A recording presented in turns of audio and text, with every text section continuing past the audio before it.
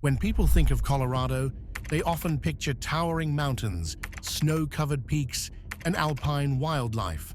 But Colorado's official state animal doesn't live in the mountains at all.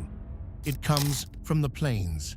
In 2016, Colorado named the plains bison its state animal, a decision rooted in ecology, history, and one of the most dramatic conservation stories in North America. So why the bison?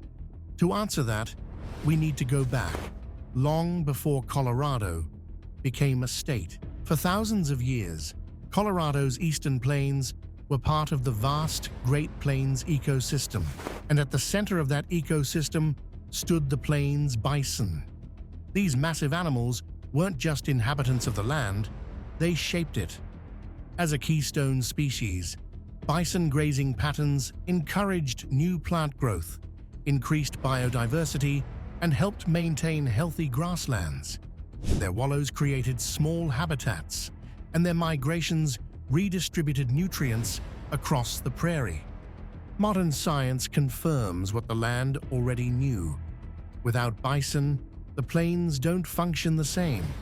Colorado wasn't just bison territory, it was bison-shaped territory. For indigenous nations of the Great Plains, including the Cheyenne and Arapaho, the bison was central to life itself.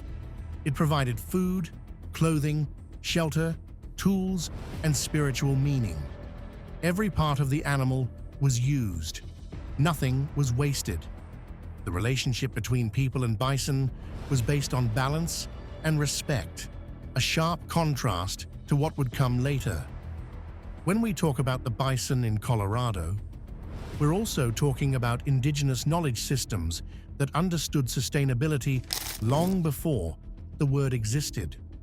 That balance collapsed in the 19th century.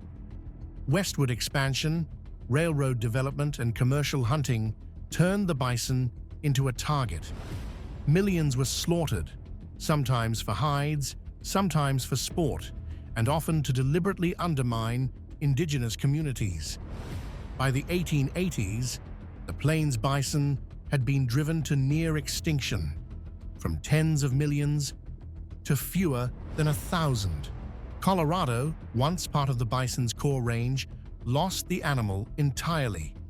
They simply just stopped coming around. The plains fell silent. However, there has been a change in fortune for the bison as they are making a comeback. The bison's survival serves as one of North America's earliest conservation successes. Through the efforts of indigenous nations, private ranchers, and public institutions, protections for herds were established. Colorado protects the bison through the 2025 Protect Wild Bison Act, which gives them a dual legal status. Privately owned bison remain livestock, while free-ranging bison migrating from other states are classified as protected big-game wildlife. Colorado currently has thousands of bison, primarily in managed herds, on ranches, refuges, and parks, with populations estimated around 9,000 to 11,000 in recent years.